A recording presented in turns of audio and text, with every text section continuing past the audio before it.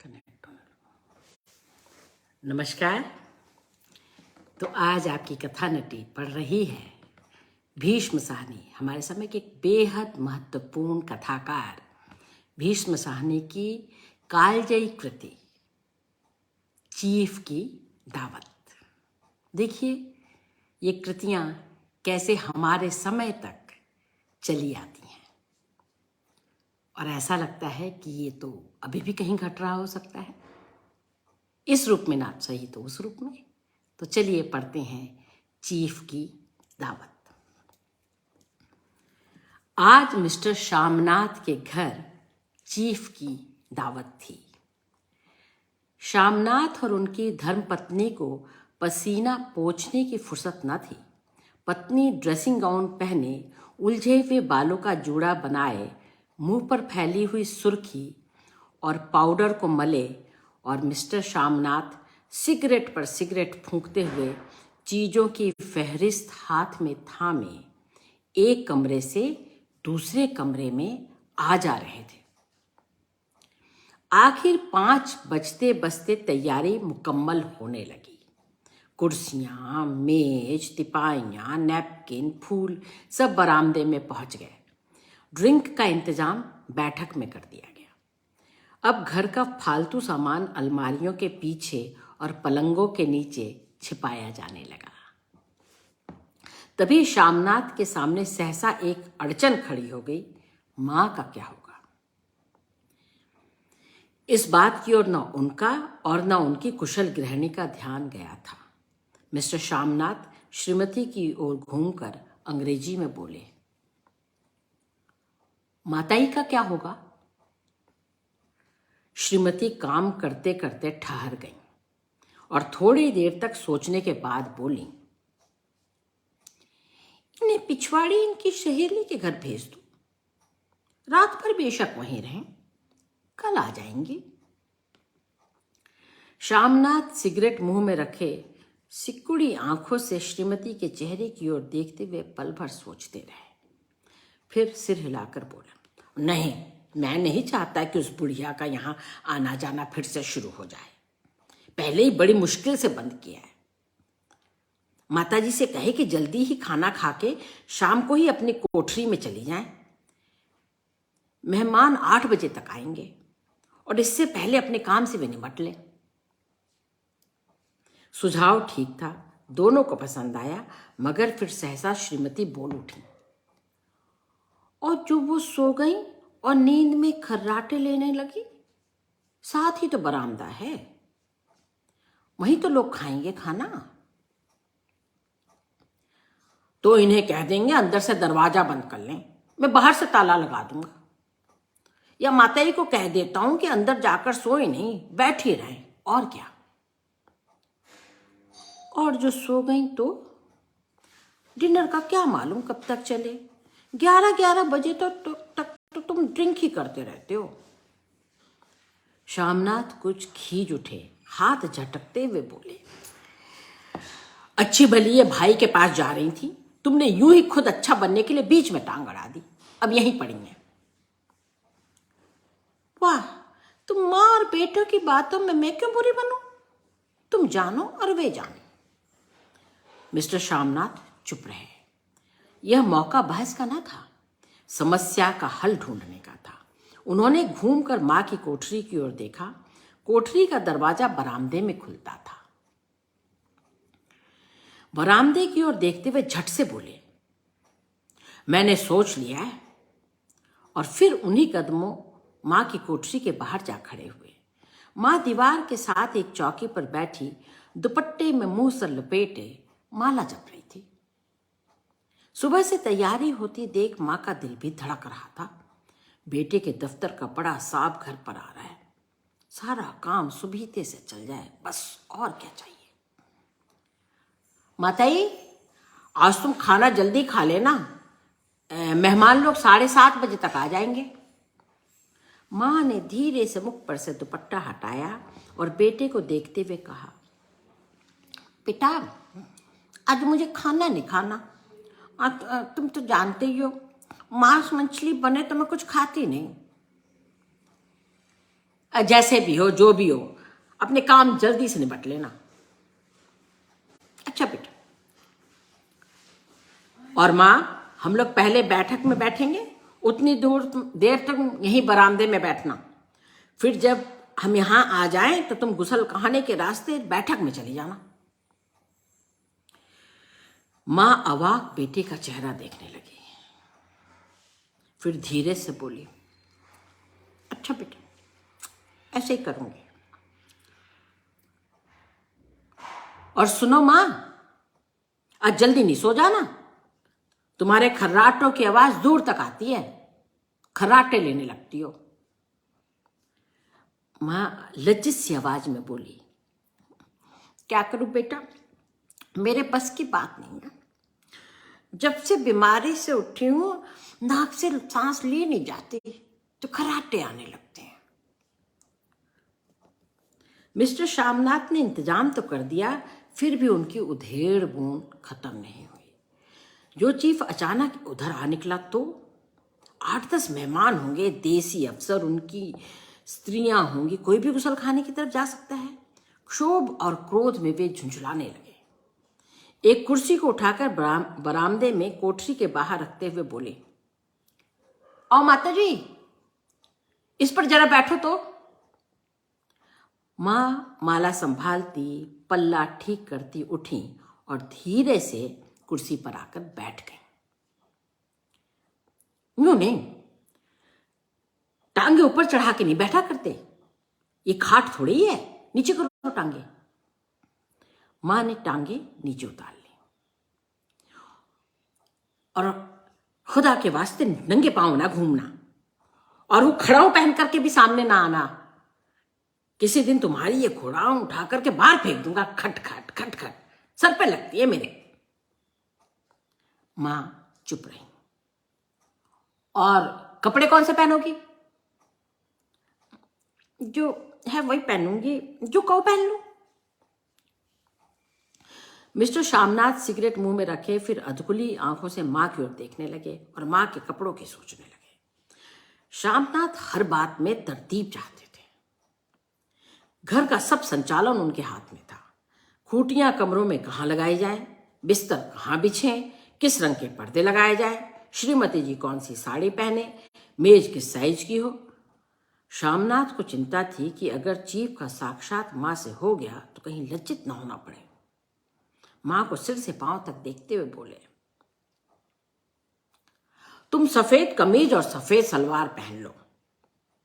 पहन के आओ तो जरा मैं देखूं कैसी लगती हो। मां धीरे से उठी और अपनी कोठरी में कपड़े पहनने चली गई। यह मां झमेला ही रहेगा। उन्होंने फिर अंग्रेजी में अपनी स्त्री से कहा, कोई ढंग की बात हो तो कोई भी कहे, अगर कहीं कोई उल्टी सीधी हो गई तो चीफ को बुरा लगा तो सारा मजा जाता रहेगा। मां सफेद कमीज और सफेद सलवार पहनकर बाहर निकली। छोटा सा कद, सफेद कपड़ों में लिपटा छोटा सा सूखा हुआ शरीर, धुंधली आंखें, केवल सिर के आधे झड़े हुए बाल पल्ले की ओट में छिप गए थे। पहले से कुछ कम कुरूप नजर आ रही थी। चलो ठीक है, कोई चूड़ियां वूड़ियां है तो वो भी पहन लो, कोई हर्ज नहीं है। चूड़ियां कहां से लाऊं बेटा, तुम तो जानते हो कि सब जेवर तुम्हारी पढ़ाई। यह वाक्य श्यामनाथ को तीर की तरह लगा। तिनक कर बोले, यह कौन सा राग छेड़ दिया? सीधा कह दो जेवर नहीं है, बस।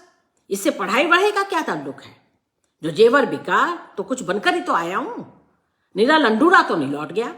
जितना दिया था उससे दुगना ले लेना तुम। मेरी जीभ चल जाए बेटा, मैं तुमसे जेवर लूंगी। मेरे मुंह से इनमें निकल आया, जो होते तो लख बार पहनती बेटा, लख बार। 5:30 बज चुके थे। अभी मिस्टर श्यामनाथ को खुद भी नहा धोकर के तैयार होना था। श्रीमती कब के अपने कमरे में जा चुकी थी। श्यामनाथ जाते हुए मां को फिर एक बार हिदायत करते गए, माताई, रोज की तरह गुमसुम बन के नहीं बैठना। अगर साहब इधर आ निकले और कोई बात पूछे तो ठीक से हर बात का जवाब देना। मैंने पढ़ी न लिखी, मैं क्या बात करूंगी। तुम कह देना मां अनपढ़ है, कुछ जानती नहीं, समझती भी नहीं, वो नहीं पूछेगा। 7 बजते बजते मां का दिल धक धक करने लगा। अगर चीफ सामने आ गया, उसने कुछ पूछा तो वह क्या जवाब देंगी।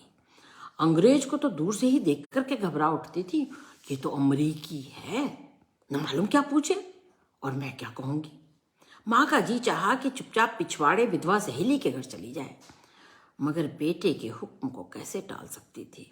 चुपचाप कुर्सी पर से टांग लटकाए वहीं बैठी रही। एक कामयाब पार्टी वह है जिसमें ड्रिंक कामयाबी से चल जाए। शामनाथ की पार्टी सफलता के शिखर चूमने लगी। वार्तालाप उसी रॉ में बह रहा था जिस रॉ में गिलास भरे जा रहे थे। कहीं कोई रुकावट न थी, कोई अड़चन न थी। साहब को विस्की पसंद आ गई थी, मेम साहब को पर्दे पसंद आ गए थे, सोफा कवर का डिजाइन भी पसंद आ गया था, कमरे की सजावट पसंद आई थी। इससे बढ़कर और क्या चाहिए। साहब तो ड्रिंक के दूसरे दौर में ही चुटकुले और कहानियां कहने लग गए थे। दफ्तर में जितना रोब रखते थे, यहां पर उतने ही दोस्त परवर हो रहे थे। और उनकी स्त्री, अरे वाह, काला गाउन पहने, गले में सफेद छक्क मोतियों का हार, सेंट और पाउडर की महक से लिपटी कमरे में बैठी सभी देसी स्त्रियों के आराधना का केंद्र बनी हुई थी। बात बात पर हंसती, बात बात पर सिलराती। शामनाथ की स्त्री से तो ऐसे बात कर रही थी जैसे उनकी पुरानी सहेली हो। और इसी रॉ में पीते पिलाते 10:30 बज गए। वक्त गुजरते पता ही न चला। आखिर सब लोग अपने अपने गिलासों में से आखिरी घूंट पीकर खाना खाने के लिए उठे तो बैठक से बाहर निकले। आगे आगे शामनाथ रास्ता दिखाते हुए, पीछे चीफ और दूसरे मेहमान। बरामदे में पहुंचते ही शामनाथ सहसा ठिठक गए। जो दृश्य उन्होंने देखा उससे उनकी टांगें लड़खड़ा गईं और क्षण भर में सारा नशा हिरण होने लगा। बरामदे में ऐन कोठरी के बाहर मां अपनी कुर्सी पर ज्यों की त्यों बैठी थी, मगर दोनों पांव कुर्सी की सीट पर रखे हुए और सिर दाएं से बाएं, बाएं से दाएं, दाएं से बाएं, और मुंह से खर्राटे। जब सिर कुछ देर के लिए टेढ़ा होकर एक तरफ जाता तो खर्राटे थम जाते, और जैसे ही वो वहां जाता खर्राटे और जोर से आने लगते। और फिर झटके से नींद टूटती तो सिर खर्राटे एक मन पल कर रुकते और फिर सिर इधर उधर होने लगता। पल्ला सिर पर से खिसक आया था और मां के झरे हुए बाल आधे गंजे सिर पर अस्त व्यस्त बिखर गए थे। देखते ही शामनाथ क्रुद्ध उठे। जी चाहा कि माता जी को धक्का देकर उठा दें और उन्हें कोठरी में ढकेल दें, मगर ऐसा करना संभव न था। चीफ और बाकी मेहमान आसपास खड़े थे। मां को देखते ही देसी अफसरों की कुछ स्त्रियां हंस दी। इतने में चीफ ने धीरे से कहा, पुअर डियर। मां हड़बड़ा के उठ बैठी। इतने खड़े लोग और सामने सामने, और ऐसी घबराई कि कुछ कहते ना बना। झट से पल्ला सर पर रखती हुई खड़ी हो गई और जमीन को देखने लगी। पांव लड़खड़ाने लगे, हाथों की उंगलियां थरथर कांपने लगी। माताई, तुम जाके अंदर सो जाओ, इतनी देर तक क्यों जाग रही थी? और खिसियाई हुई नजरों से शामनाथ चीफ के मुंह की ओर देखने लगे। चीफ के चेहरे पर मुस्कुराहट थी और वहीं खड़े खड़े बोले, नमस्ते। मां ने झिझकते हुए अपने में सिमटते हुए दोनों हाथ जोड़े, मगर एक हाथ दुपट्टे के अंदर माला को पकड़े हुए था, दूसरा बाहर। ठीक से नमस्ते भी ना कर पाई। शामनाथ इस पर भी खिन्न उठे। इतने में चीफ ने अपना दायां हाथ मिलाने के लिए मां के आगे कर दिया। मां और भी घबरा गई। माताई, हाथ मिलाओ। पर हाथ कैसे मिलाती? दाएं हाथ में तो माला थी। घबराहट में मां ने बायां हाथ ही साहब के दाएं हाथ में रख दिया। शामनाथ दिल ही दिल में जल उठे। देसी अफसरों की स्त्रियां खिलखिला के हंस पड़ी। यूं नहीं माता जी, तुम तो जानती हो दायां हाथ मिलाते हैं, साहब से दायां हाथ मिलाओ। मगर तब तक चीफ माँ का बायां हाथ ही बार बार हिलाकर कह रहे थे, हाउ डू डू। कहो माताई, मैं ठीक हूं, खैरियत से हूं। माँ कुछ बड़बड़ाई। जी जी, माताई कहती है ठीक है। माँ कहो ना, हाउ डू डू। माँ धीरे से सकुचाती हुई बोली, हाउ हाउ डू डू। इस बार फिर कहा उठा। वातावरण हल्का होने लगा। साहब ने स्थिति संभाल ली। लोग हंसने चहकने लगे। शामनाथ के मन का क्षोभ भी धीरे धीरे कम होने लगा। साहब अपने हाथ में माँ का हाथ अब भी पकड़े हुए थे और माँ सिकुड़ी जा रही थी। साहब के मुंह से शराब की बू भी आ रही थी। शामनाथ अंग्रेजी में बोले, मेरी माँ गांव के रहने वाली है, उम्र भर गांव में रही है, इसलिए आपसे शर्मा आ रही है। साहब इस पर खुश नजर आए। बोले, सच? मुझे तो गांव के लोग बहुत पसंद हैं। तब तो तुम्हारी माँ गांव के गीत और नाच भी जानती होगी। चीफ खुशी से सिर हिलाते हुए माँ को टकटकी बांधे देखने लगे। माताई, साहब कहते हैं कोई गाना सुनाओ, कोई पुराना गीत, तुम्हें तो कितने ही याद होंगे। माँ धीरे से बोली, मैं क्या गाऊंगी बेटा, मैंने कब गाया। वाह, मेहमान का कहा भी कोई टालता है। साहब ने इतना रीझ के कहा है, नहीं गाओगे तो साहब को बुरा लगेगा। मैं क्या गाऊं, मुझे नहीं आता। वाह, कोई बढ़िया से टप्पे सुना दो, दुपत्तर अनारा दें। देसी अफसर उनकी स्त्रियों ने इस सुझाव पर तालियां पीटी। माँ कभी दीन दृष्टि से बेटे के चेहरे को देखती, कभी पास खड़ी बहू के चेहरे को। इतने में बेटे ने गंभीर आदेश भरे लिहाज में कहा, माताई, इसके बाद हाँ या ना का सवाल ही नहीं उठता था। माँ बैठ गई और क्षीण दुर्बल लरसती आवाज में एक पुराना विवाह गीत खाने लगे। हरियाणी माए, हरियाणी पैणे, हरियाते भागी फरिया है, हरियाते भागी फरिया है।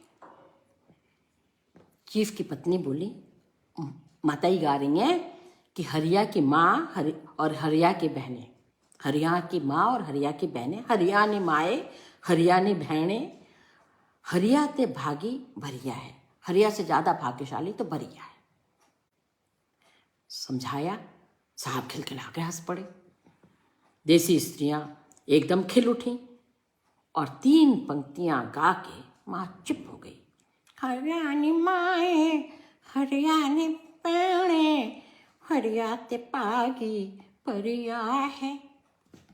बस बरामदा तालियों से गूंज उठा। साहब तालियां पीटना बंद ही ना करते थे। शामनाथ की खींच प्रसन्नता और गर्व में बदल गई थी। माँ ने पार्टी में एक नया रंग भर दिया था। ताली थमने पर साहब बोले, पंजाब के गांव की दस्तकारी क्या है। शामनाथ खुशी से झूम रहे थे। बोले, ओ बहुत कुछ साहब, मैं आपको एक सेट उन चीजों का भेंट करूंगा, आप उन्हें देख के खुश हो जाएंगे। मगर साहब ने सिर हिलाकर अंग्रेजी में फिर पूछा, नहीं नहीं, मैं दुकानों की चीज नहीं मांगता। पंजाबियों के घरों में क्या बनता है, औरतें खुद क्या बनाती हैं। शामनाथ कुछ सोचते हुए बोले, लड़कियां तो जी गुड़िया बनाती हैं और फुलकारियां बनाती हैं। अब फुलकारी व्हाट। शामनाथ फुलकारी का मतलब समझाने की असफल चेष्टा करने के बाद माँ को बोले, क्यों माताई, कोई पुरानी फुलकारी घर पे है।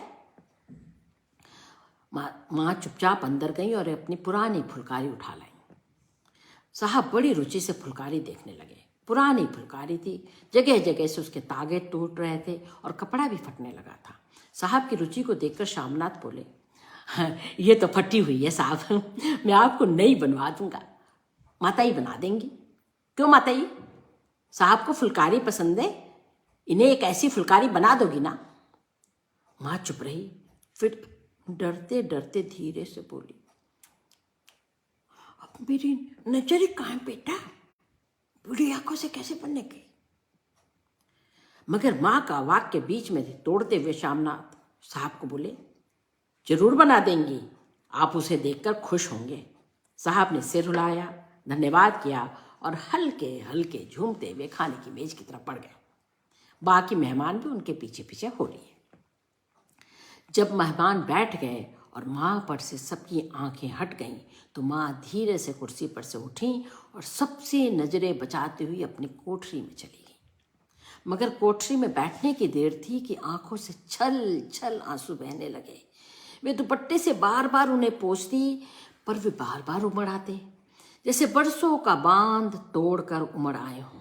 माँ ने बहुतेरा दिल को समझाया, हाथ जोड़े, भगवान का नाम लिया, बेटे के चिरायु होने की प्रार्थना की, बार बार आंखें बंद की, मगर आंसू बरसात के पानी की तरह जैसे थमने में ही ना आते थे।